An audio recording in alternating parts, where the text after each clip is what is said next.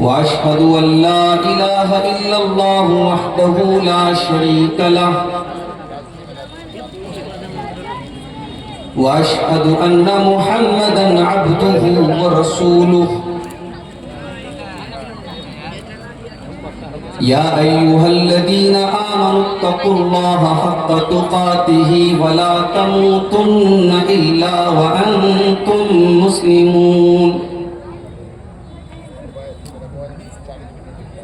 يا أيها الناس اتقوا ربكم الذي خلقكم من نفس واحدة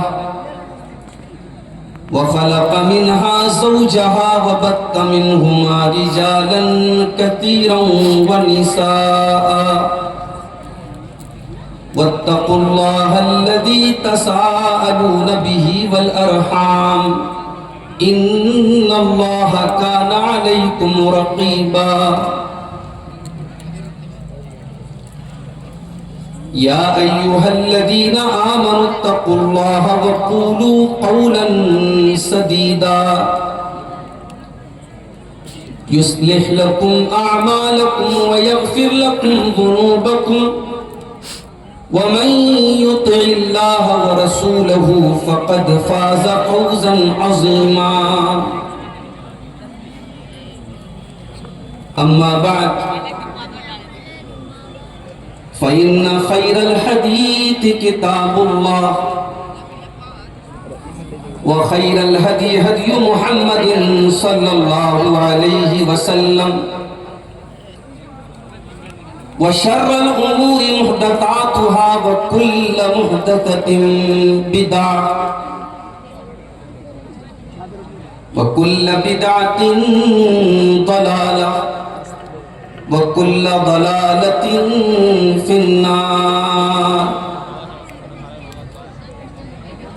أعوذ بالله من الشيطان الرجيم بسم الله الرحمن الرحيم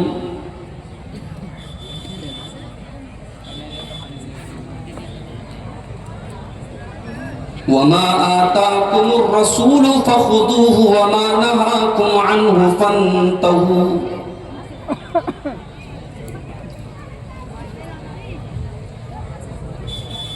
صدر محترم،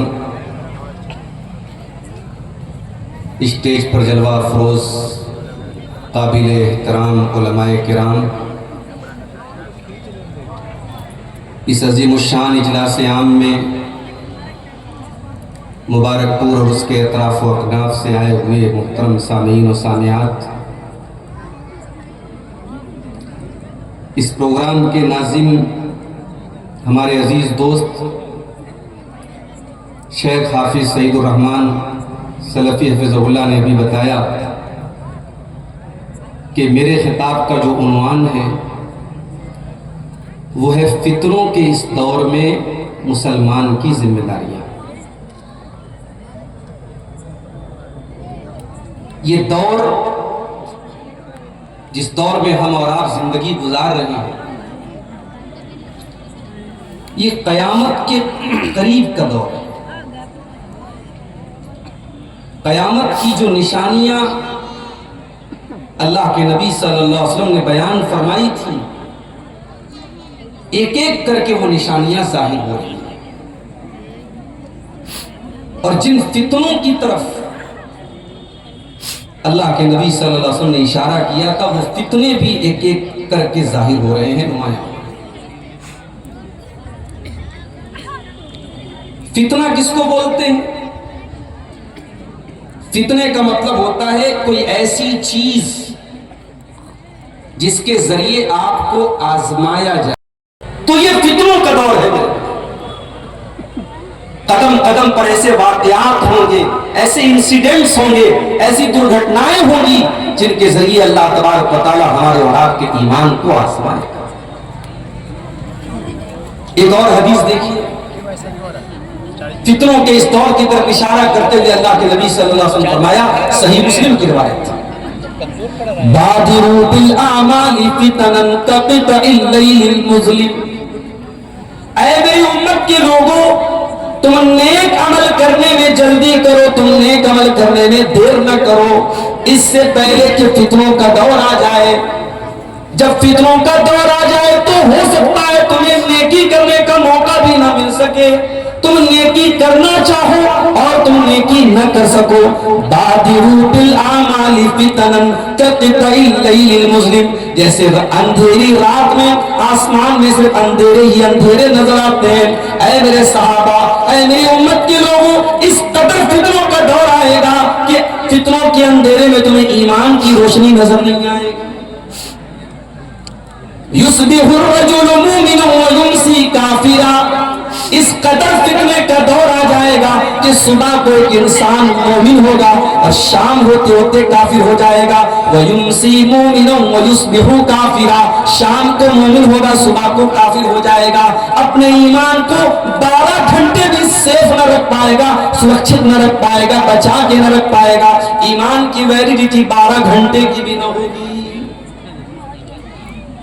ایسا دور آئے گا، اور جب ایسا دور آئے گا تو ظاہر ہے پھر اس دور میں دین پر چلنا، ایمان پر چلنا، توحید پر چلنا، قرآن پر چلنا، سنت پر چلنا، یہ کوئی پھولوں کی سیج نہیں ہوگی، کانٹوں کا راستہ۔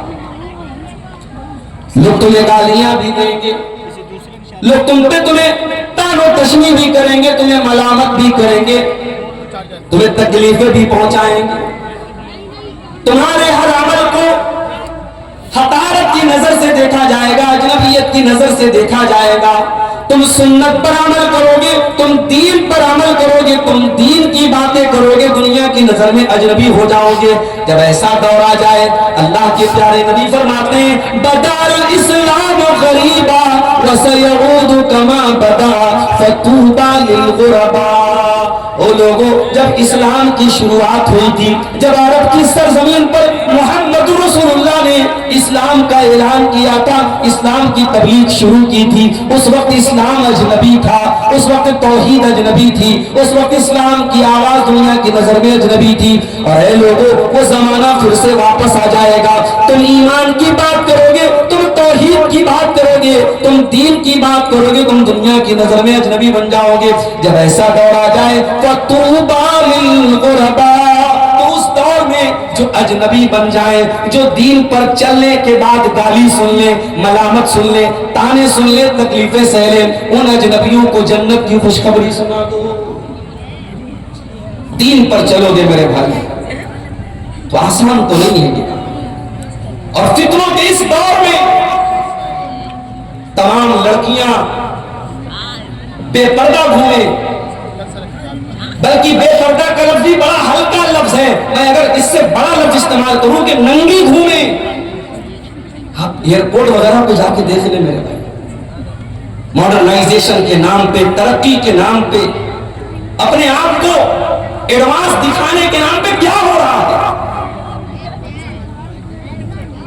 بدتمیزی اور بےہودگی اور گندے پن اور ننگے پن کی کون سی سیما ہے جو پار نہیں ہوتی؟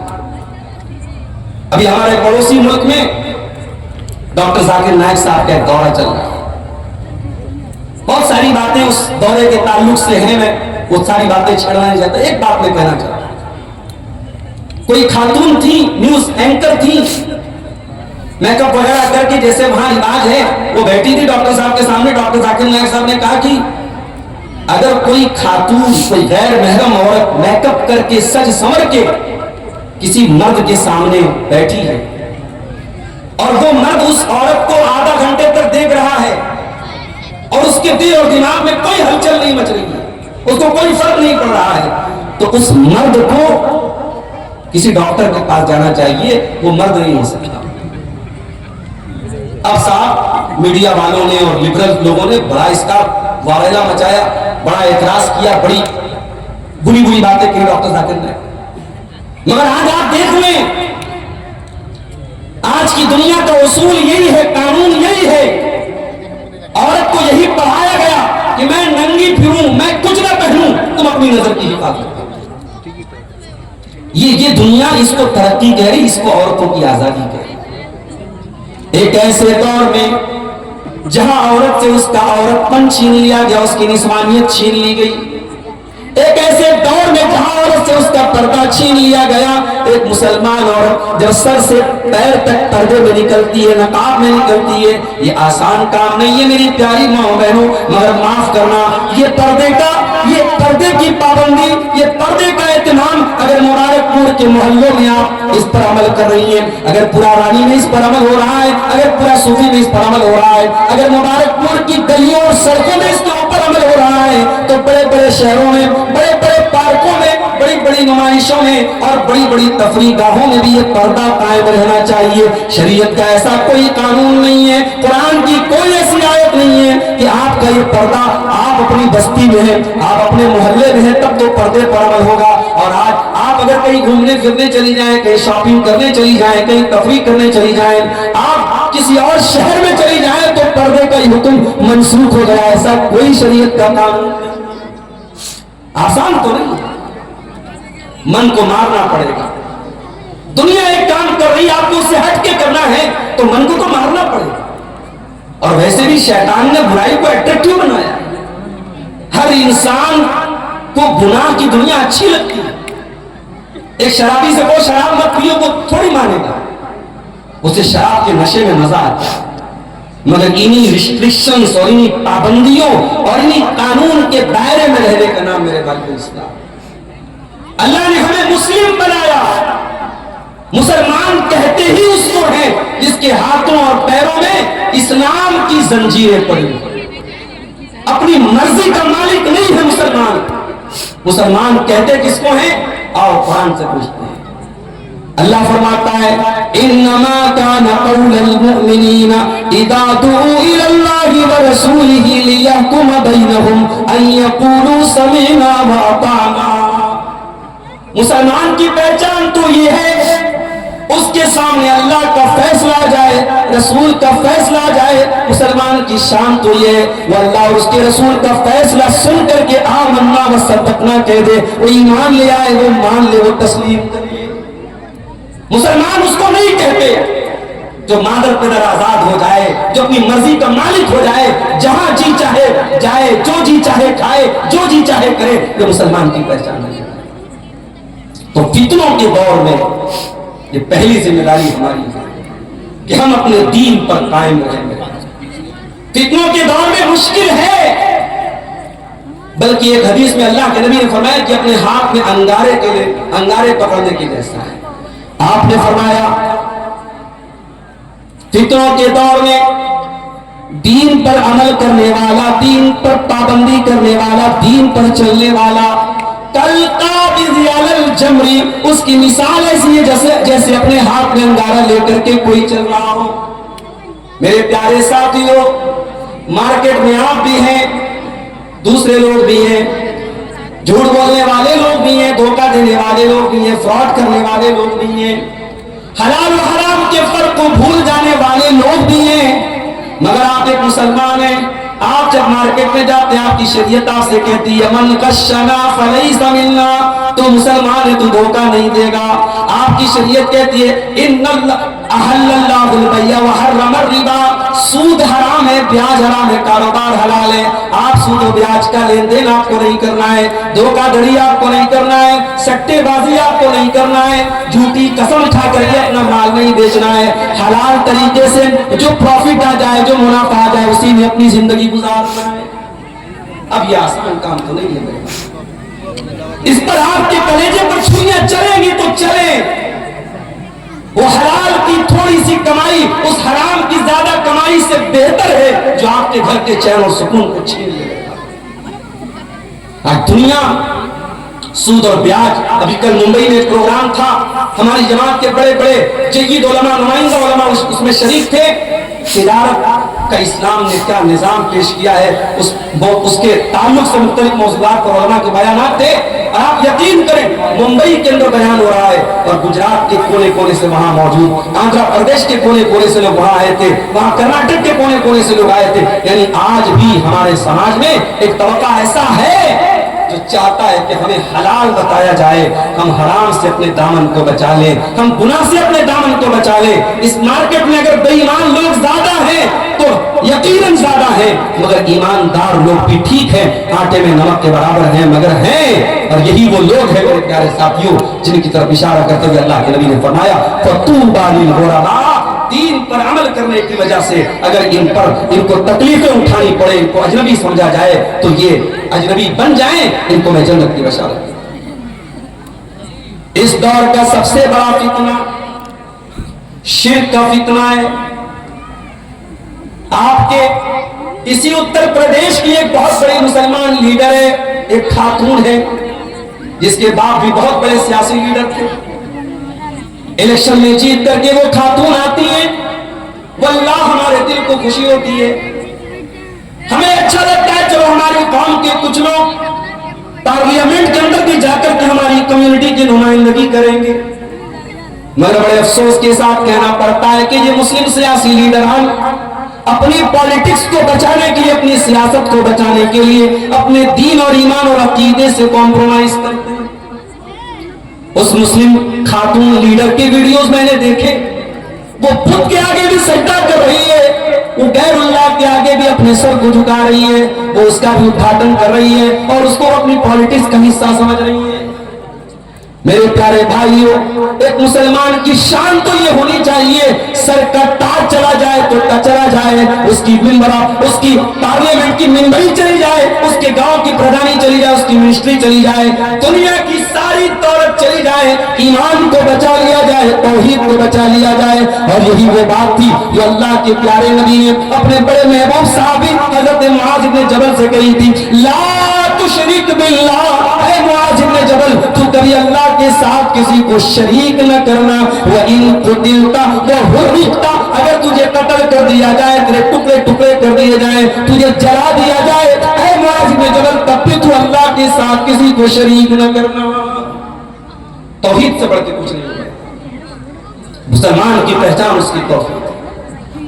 چند ٹکوں کے بدلے، دنیا کے چند نعروں کے بدلے، دنیا کی چند کرسی اور عہدے کے بدلے اپنے ایمان کا کوئی سودا کر لے، اپنی توحید سے سمجھوتا کر لے، ایسے مسلمان پر ಧಿಕ್ಕಾರ ہے۔ اپنے ایمان کی حفاظت کرو۔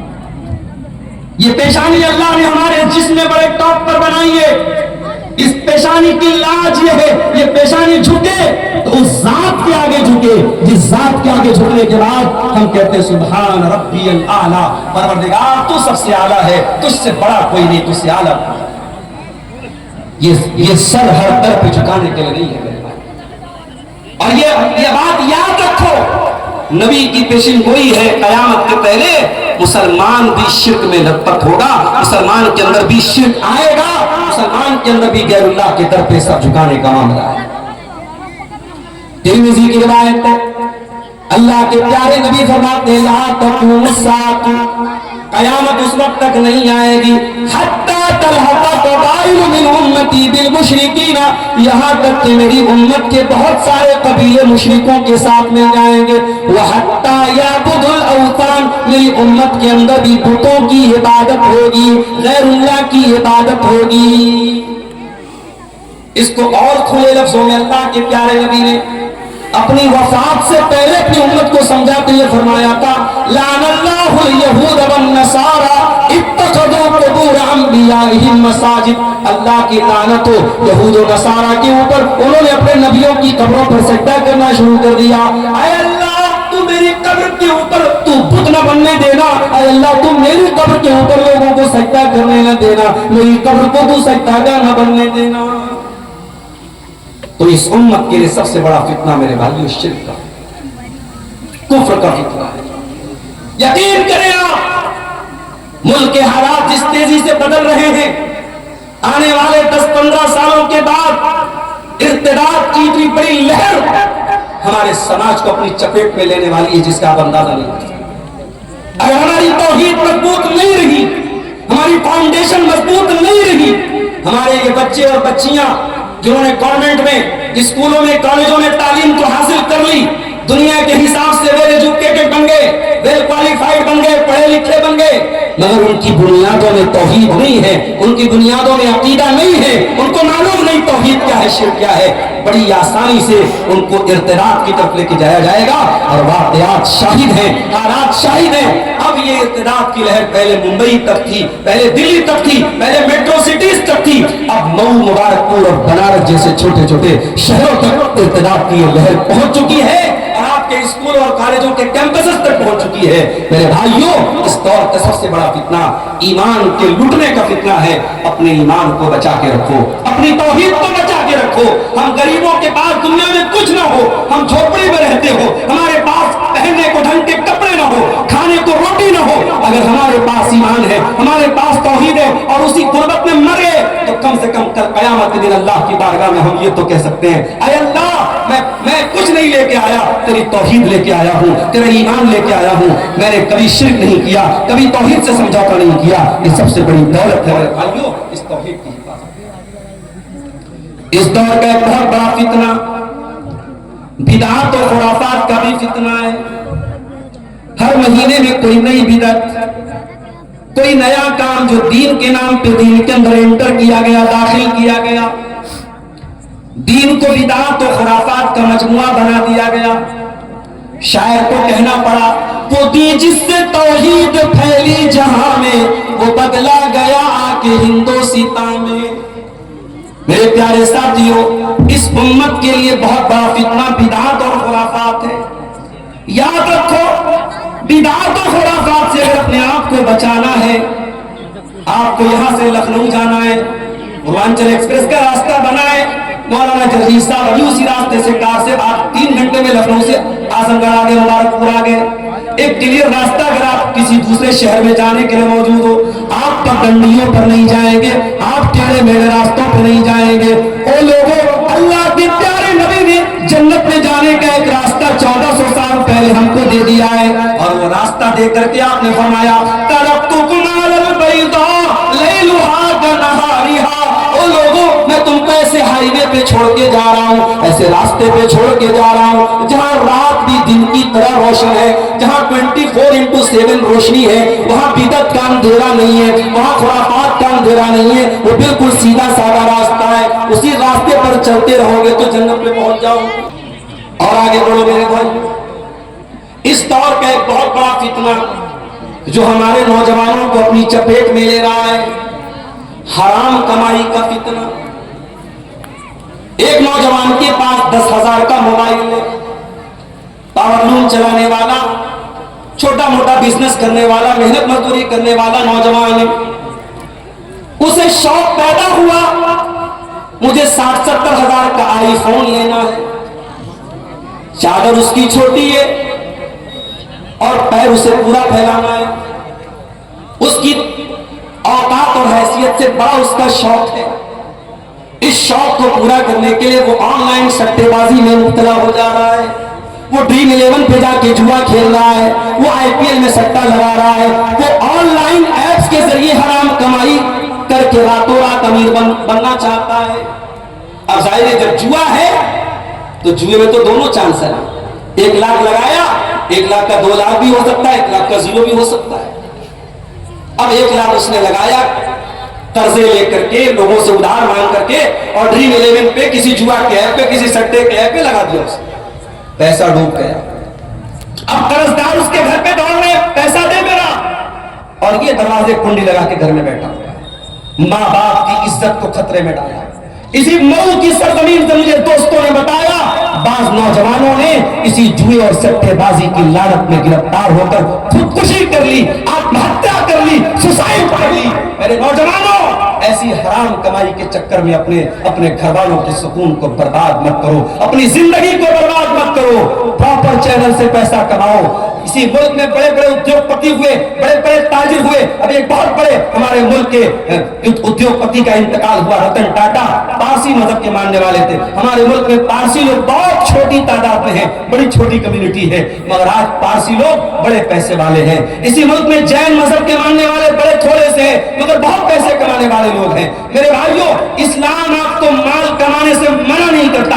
خوب پیسے کماؤ حلال اور پراپر چینل سے, حلال طریقے سے پیسے کماؤ. حرام طریقے سے پیسے کمانا اس دور کا بہت بڑا فتنہ ہے. اور آپ جب انٹرنیٹ چلائیں گے, جب موبائل چلائیں گے, بڑے بڑے فلم اسٹار پرچار کریں گے جوئے کا, بڑے بڑے سیلیبریٹی پرچار کریں گے حرام کاروبار کا.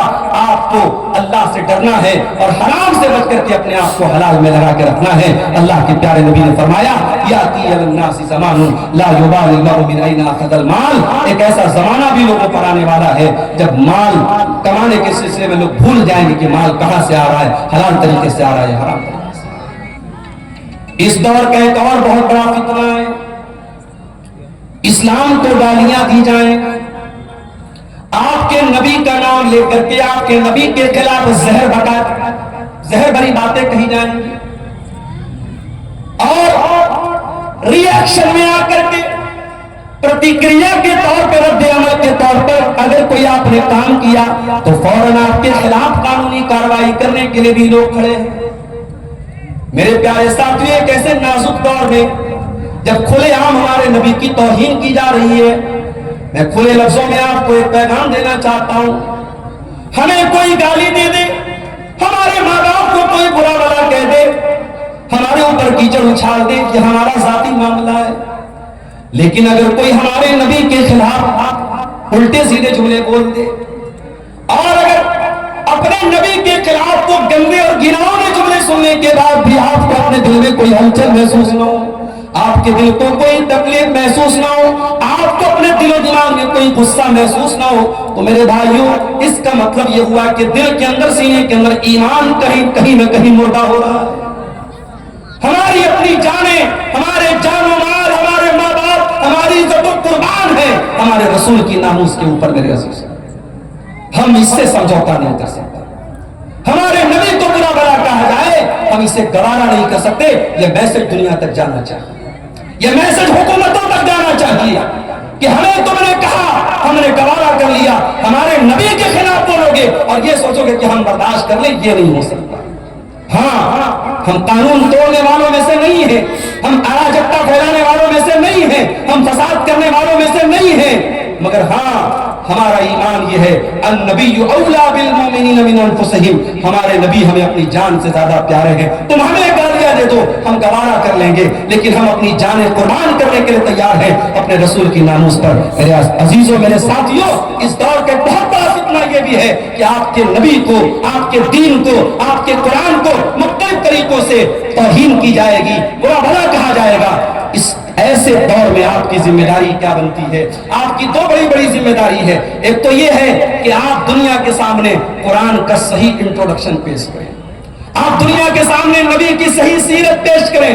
یہ نبی کو گالی بکنے والے, یہ قرآن کو جلانے والے, انہوں نے قرآن پڑھا ہوتا تو کبھی قرآن کو نہ جلایا ہوتا. میرے نبی کے خلاف زہر بکنے والوں نے اگر واقعی میں میرے نبی کی سیرت کو پڑھا ہوتا تو جیسے مہاتما گاندھی نے میرے نبی کی شان میں قصیدے پڑھے ہیں, جیسے دنیا کے بڑے بڑے لیڈروں نے میرے نبی کی شان میں قصیدے پڑھے ہیں, ان دشمنوں نے بھی پڑھے ہوتے. مسئلہ یہی ہے میرے بھائیوں, انہوں نے نبی کو پڑھا نہیں, انہوں نے نبی کو جانا نہیں, اور ہم نے کبھی نبی کی شان کو دنیا کے سامنے صحیح طریقے سے بیان نہیں کیا. ایک کام تو ہمیں یہ کرنا ہے, اسلام کو, قرآن کو, نبی کو انٹروڈیوس کرانا ہے, اور دوسرا کام یہ کرنا ہے کہ ایک قوم کی حیثیت سے, ایک کمیونٹی کی حیثیت سے ہمیں اپنے آپ کو اپنے نبی کے نقش قدم پہ چل کے دکھانا ہے. اپنے نبی کا کردار, آپ کاروبار بھی کریں, آپ بزنس بھی کریں, آپ نوکری بھی کریں, آپ دنیا کے کسی بھی کونے میں چلے جائیں, آپ کا رہن سہن, آپ کی بول چال, آپ کی گفتگو, آپ کا کیریکٹر یہ بتائے کہ محمد رسول اللہ کے ماننے والے ہیں, یہ اسلام کے ماننے والے ہیں.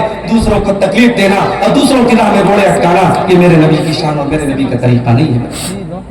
اس سے پہلے کہ میں بات آگے بڑھوں, ہمارے کچھ احباب بنارس سے آئے ہوئے ہیں.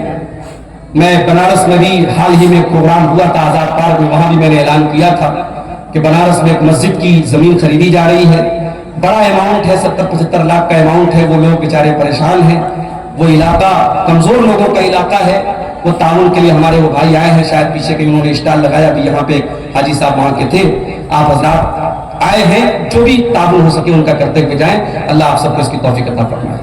میرے عزیزوں, آج فتنوں کے اس دور میں ہماری ایک بہت بڑی ذمہ داری یہ بھی ہے کہ ہم اپنے بچوں کی اور اپنے خواتین کی اور اپنے گھر کی لڑکیوں کی ہم صحیح تربیت. واللہ آج سنڈے کو، اتوار کو، کسی بھی تہوار کے دن آپ جب بازاروں میں اور مارکیٹوں میں جب نکلتے ہیں اور کوئی مسلمان عورت، کوئی مسلمان لڑکی کسی مشرک کے ساتھ، کسی غیر مسلم کے ساتھ، کسی اسلام کے نہ ماننے والے کے ساتھ جب وہ غلط حرکتیں کرتے ہوئے یا رنگریاں کرتے ہوئے نظر آتی ہے میرے بھائیوں، تو خون کے آنسو رونے کو دل چاہتا ہے. غم و غصے کی ایک کیفیت ہو جاتی ہے کہ ہماری قوم کہاں پہنچ گئی. میرے بھائیوں، اسلامی تاریخ میں یہ دور کبھی نہیں دیکھا گیا. ہماری تاریخ تو بڑی روشن رہی ہے. صلاح الدین ایوبی کے فوجیوں کو یہودیوں کی لڑکیوں نے ننگے ہو کر اور اپنے جسم کو بے برہنہ کر کے انہیں خریدنے کی کوشش کی، انہیں اسلام سے برگشتہ کرنے کی کوشش کی، مگر صلاح الدین ایوبی کے جو فوجی تھے وہ تیار نہیں ہوئے. انہوں نے اسلام کو اور ایمان کا راستہ نہیں چھوڑا. ہماری تاریخ تو بڑے پاک دامن اور پاک باز لوگوں کی تاریخ رہی ہے میرے بھائی. ابھی شیخ جنید مکی صاحب نے واقعہ بیان کیا. حضرت مرثد رضی اللہ تعالیٰ عنہ صحابی رسول ہیں، جا رہے راستے میں اور ان کی دور جاہلیت کی ایک محبوبہ ہے جس سے دور جاہلیت میں ان کا تعلق تھا، کنیکشن تھا، ان سے ان کا ریلیشن شپ تھی. اس عورت نے ان کو دیکھا اور اپنے پاس بلانے کی کوشش کی، گناہ کی دعوت دینے کی کوشش کی. حضرت مرثد رضی اللہ تعالیٰ نے کہا نہیں، پہلے کی بات الگ تھی، اب میں اسلام لا چکا ہوں اور اسلام زناکاری سے روکتا ہے، بدکاری سے روکتا ہے. حضرت مرثد آگے بڑھے. میرے بھائیوں، صحابہ کرام نے گناہ کا موقع ملنے کے باوجود گناہ سے اپنے آپ کو بچا کے رکھا. آج ہماری قوم انسٹاگرام پر، فیس بک پر، سوشل میڈیا پر گناہ کے موقع تلاش کر رہی ہے، زنا کے موقع تلاش کر رہی ہے. آپ یقین جانیں، گھر سے سر سے پیر تک نقاب پہننے والی اور ہاتھوں میں دستانہ پہننے والی اور پیروں میں موزہ پہن کر کے نکلنے والی لڑکیاں بھی آج مظفر نگر کے ہوٹل میں ریڈ پڑا ہے، وہاں سے پکڑی گئی ہیں. اس کا مطلب یہ ہوا ہم نے نقاب تو پہنایا ہے، ہم نے پردہ تو کرایا ہے، مگر ہم نے تربیت نہیں کی ہے، ہم نے اللہ کا خوف اپنے بچوں کے اندر نہیں پیدا کیا ہے. اسی لیے اللہ کے نبی فرماتے ہیں وَأَعْقِبْهُمْ بِاللَّهِ، اپنے بچوں کے دل میں اللہ کا ڈر پیدا کرو. قرآن کہتا ہے قُوا أَنفُسَكُمْ وَأَهْلِيكُمْ نَارًا، اے ایمان والو اپنے آپ کو اور اپنے بچوں کو جہنم کی آگ سے بچاؤ. میرے بھائیوں، آپ رات میں تہجد پڑھ رہے ہیں، آپ پانچوں ٹائم کے نمازی ہیں، لیکن اگر آپ کے بیٹے، آپ کی بیٹیاں، آپ کا پورا گھرانہ اگر دین سے دور ہے، حیا سے دور ہے، غیرت سے دور ہے، تو میرے بھائیوں اللہ کے ہاں آپ کی گردن نہیں بچ پائے گی. اللہ پوچھے گا تو ایک باپ تھا، تو نے اپنی بیٹی کو کیوں نہیں روکا بے حیائی سے، اپنے بیٹے کو کیوں نہیں روکا بدکاری سے. باپ اور ماں کے کندھے پر بہت بڑی ذمہ داری ہے. فتنوں کے اس دور میں ایک ماں کو اپنی ذمہ داری محسوس کرنی پڑے گی، ایک باپ کو اپنی ذمہ داری محسوس کرنی پڑے گی. میرے عزیزوں، فتنوں کے اس دور میں ایک اور بہت بڑا فتنہ جو ہمارے نوجوانوں کو اپنی چپیٹ میں لے رہا ہے، اور وہ فتنہ کیا ہے؟ دین کے نام پر کوئی کچھ بھی کہے ہم اسے ماننے کو تیار ہو جاتے ہیں. پہلے یوٹیوب کا دور نہیں تھا، پہلے فیس بک کا دور نہیں تھا، تو لوگ علماء سے جڑے رہتے تھے، اپنے محلے کی مسجد کے امام صاحب سے پوچھتے تھے، ان کی تقریروں کو سنتے تھے. آج ہمارے پاس گوگل آ گیا، یوٹیوب آ گیا، اب ہمیں کسی عالم سے پوچھنے کی ضرورت نہیں ہے، ہم گوگل سے پوچھیں گے یہ حلال ہے کہ حرام ہے، یہ جائز ہے کہ ناجائز ہے. جب ہم نے انٹرنیٹ کو عالم بنا دیا، ہم نے گوگل اور یوٹیوب کو مفتی بنا دیا، ریزلٹ یہ نکلا، نتیجہ یہ نکلا کہ آج ہماری صفوں میں حدیث کا انکار کرنے والے بھی پیدا ہو گئے، ہماری صفوں میں عذاب قبر کا انکار کرنے والے بھی پیدا ہو گئے، ہماری صفوں میں اسی بہار کی سرزمین پہ دربھنگہ سے ایک انسان پیدا ہوا جس کا نام شکیل بن حنیف ہے. اس نے کہا کہ میں عیسیٰ علیہ السلام ہوں، میں وہ مہدی ہوں جس کی پیشن گوئی اللہ کے نبی نے کی ہے. اور اچھے خاصے پڑھے لکھے لوگ اس کے جھانسے میں آ گئے. ابھی میرے پاس بدوئی، بنارس سے تقریباً 50 کلومیٹر دور جگہ ہے بدوئی سے میرے پاس کال آیا، وہاں کے کئی نوجوان اس فتنے میں پڑ گئے. میرے عزیزوں، یہ اس دور کا بہت بڑا فتنہ ہے. اپنے علماء کو پہچانو، علماء ربانی کو پہچانو، قرآن و سنت بیان کرنے والے علماء کو پہچانو اور دین کو ان سے حاصل کرو. جاہلوں کو یہ حق نہ دو کہ وہ تمہیں فتوے بیان کریں.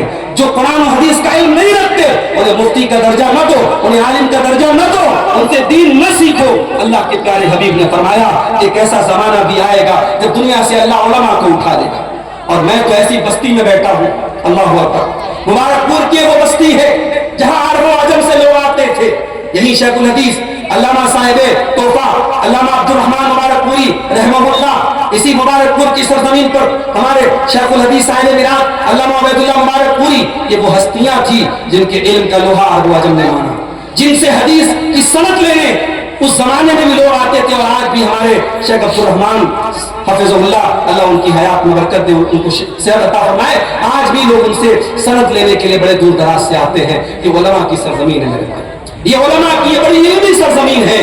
جب آپ ایک علمی سرزمین سے اور علماء کی سرزمین سے تعلق رکھتے ہیں تو آپ کی ذمہ داری زیادہ بڑی ہے، آپ کی ذمہ داری زیادہ بڑی ہے، آپ کی رسپانسبلٹی زیادہ بڑی ہے. یہ سال میں کوئی جلسہ کرا لینا، کوئی بھیڑ اکٹھا کر لینا، یہ کوئی بہت بڑا کمال نہیں ہے. آپ کی زندگی سے، آپ کے عادات و اقدار سے، آپ کی بول چال سے، آپ کے رہن سہن سے وہ علم، وہ تقویٰ، وہ دینداری جھلکنی چاہیے جو سرزمین مبارک پور کی خاصیت ہے. میرے عزیزوں، اللہ کے نبی نے فرمایا جب علماء دنیا سے چلے جائیں گے لوگ جاہلوں کو اپنا سردار بنا لیں گے، اور جب جاہلوں کو سردار بنا لیں گے تو کیا ہوگا؟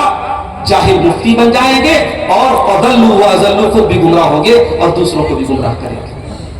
ایک اور بات بیان کر کے بات ختم کروں گا. یہ فتنوں کا دور ہے میرے بھائی، اور فتنوں کے اس دور میں ایک بہت بڑی مضبوط چیز ہمارے پاس موجود ہے، اللہ کی کتاب قرآن مجید. کبھی غور کرنا کہ آخری بار آپ نے قرآن کو کب پڑھا؟ میرے نوجوانوں، اپنے یوٹیوب کی ذرا ہسٹری اٹھا کے دیکھو کہ آخری بار آپ نے قرآن کب سنا تھا.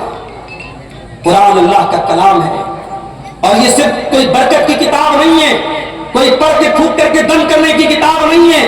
یہ قرآن شفا ہے دلوں کی، یہ قرآن ہدایت کی کتاب ہے. یہ قرآن آپ اس قرآن کو قاعدے سے ترجمہ اور معنی اور مطلب کے ساتھ پڑھیں، واللہ العظیم آپ کے دل سے مال کی محبت کم ہو جائے گی، آپ کے دل سے دنیا کی محبت کم ہو جائے گی، آپ کے دل میں اللہ کا ڈر اور اللہ کا خوف پیدا ہو جائے گا. مگر افسوس، موبائل 1 گھنٹے کے لیے ڈسچارج ہو جائے ہم بے چین ہو جاتے ہیں. واٹس ایپ پر ایک گھنٹے کے لیے نیٹ پیک بند ہو جائے، ریچارج ختم ہو جائے، ہم بے چین ہو جاتے ہیں کہ پتہ نہیں کس کا میسج آیا ہوگا، کس کی کال آئی ہوگی. یہ قرآن اللہ کی آخری کال ہے، یہ قرآن اللہ کا آخری پیغام ہے. اس قرآن کو ہم پڑھتے نہیں، اس قرآن پر غور نہیں کرتے. اور اللہ قرآن میں کہتا ہے افلا یتدبرون القرآن ام علی قلوب اقفالها، کہ میرے بندو جب تم قرآن پر غور نہیں کرو گے اور قرآن پر تدبر نہیں کرو گے تو تمہارے دل لاک ہو جائیں گے، تمہارے دلوں پر تالے پڑ جائیں گے. اور آج ہمارے دلوں پر یقیناً تالے پڑ چکے ہیں میرے بھائیوں. یہ دل لاک ہو چکے ہیں، یہ دل پتھر ہو چکے ہیں، یہ دل سخت ہو چکے ہیں. قرآن کی آیتیں پڑھی جا رہی ہیں، 2 گھنٹہ تقریریں ہو رہی ہیں، رات میں تقریر سنی، صبح کو زندگی نارمل گزر رہی ہے، ہماری زندگی میں کوئی فرق نہیں آ رہا ہے. میرے بھائیوں، دل کے اس تالے کو کھولو، دل کی سختی کو دور کرو، قرآن سے اپنا ناطہ جوڑو. روزانہ جتنی بھی آپ کے اندر طاقت ہے 15 منٹ 10 منٹ آدھا گھنٹہ قرآن کی تلاوت کے لیے ٹائم نکالو. قرآن کی کوئی مستند اور آتھینٹک تفسیر خرید کر کے اس کا مطالعہ کرو، قرآن کو ٹائم دو. میں نے بعض لوگوں کو دیکھا کہ وہ اپنے بچوں کو لے کر کے، اپنی فیملی کو لے کر کے روزانہ گھر میں ایک آیت پڑھتے ہیں، اس کا ترجمہ پڑھتے ہیں، اس کی تفسیر پڑھتے ہیں، اور گھر والوں کے بیچ میں ایسا ماحول بناتے ہیں کہ ہم ڈیلی ایک آیت پڑھیں اور اس ایک آیت پر ہم عمل کریں. ہم نے بعض احباب کو ایسا کرتے دیکھا اور انہوں نے کہا کہ اس سے ہمیں اپنے گھر میں بڑی برکت محسوس ہوتی ہے. میرے بھائیوں، آج ہماری مسجدوں میں، اکثر مسجدوں میں، ہمارے اہل حدیثوں کی مسجدوں میں تو چلو الحمدللہ عورتوں کا انتظام ہے، ہمارے دوسرے مسلک کے بھائیوں کے ہاں عورتوں کا کوئی انتظام نہیں ہوتا ہے. اور مجھے بڑے افسوس کے ساتھ کہنا پڑتا ہے، اور مسلم پرسنل لا بورڈ بھی یہ کہہ رہی ہے، اور دوسرے مسلک کے بڑے بڑے علماء بھی کہہ رہے ہیں کہ اب عورتوں کا انتظام بھی مسجد میں ہونا چاہیے. پہلے کے دور کی بات الگ تھی، آج ہماری عورتوں کو گمراہ کرنے کے لیے، بھٹکانے کے لیے انسٹاگرام موجود ہے، فیس بک موجود ہے، سوشل میڈیا موجود ہے. انہیں دین سے جوڑنے کا کوئی پلیٹ فارم نہیں ہے. سال میں ایک گھنٹے کی 2 گھنٹے کی تقریر سے آپ کی عورتوں کی اصلاح نہیں ہوگی. اپنے گھروں میں ایسا ماحول پیدا کرو میرے بھائیوں، گھروں میں قرآن سنت کے دروس ہوں، گھروں میں قرآن و حدیث پڑھا جائے، آپ کے گھر کی عورتیں قرآن و حدیث کو سنیں، مسئلے مسائل کو جانیں، صحیح غلط کو جانیں. اس سے بھی انشاءاللہ گھر کے ماحول میں بہت فرق آئے گا۔ اللہ کے پیارے نبی فرماتے ہیں کہ اپنے گھر والوں کی تربیت کے لیے اگر لاٹھی بھی اٹھانا پڑے، وَلَا تَرْفَعْ عَصَاكَ عَنْهُمْ مَغْضَبًا، اگر مارنا بھی پڑے تو مارنے سے مت چوکو۔ بچوں سے پیار اپنی جگہ ہے، بچوں کی تربیت اپنی جگہ ہے، جہاں پیار کی جگہ ہے وہاں پیار ہونا چاہیے، جہاں مارنے کی جگہ ہے وہاں آپ سختی بھی کیجئے۔ میرے عزیزوں، فتنوں کے اس دور میں یہ چند ہماری ذمہ داریاں ہیں۔ آخر میں یہی کہوں گا، شروع میں جو بات میں نے کہی تھی کہ فتنوں کے اس دور میں ہمارے لیے راہ نجات یہی رسول اللہ کا دیا ہوا منہج اور طریقہ ہے میرے بھائی۔ وما آتاکم الرسول فخذوہ وما نہاکم عنہ فانتہوا، رسول جو دے دے لے لو اور رسول جس سے منع کرتے رک جاؤ۔ یہی پیغام آج کے اس اسٹیج کا ہے، اس پروگرام سے کوئی دوسرا پیغام نہیں، یہی پیغام ہے کہ اپنی زندگی کو اس ڈھرے پر گزارو، اس نہج پر گزارو کہ جو رسول دے دے اسے لے لو اور رسول جس سے منع کر دے اس سے رک جاؤ۔ اللہ ہم سب کو اس کی توفیق عطا فرمائے، رب العالمین ہم سب کو ہر قسم کے فتنوں سے ہم سب کی حفاظت فرمائے، آمین۔ وآخر دعوانا الحمدللہ رب العالمین، والسلام علیکم ورحمۃ اللہ وبرکاتہ۔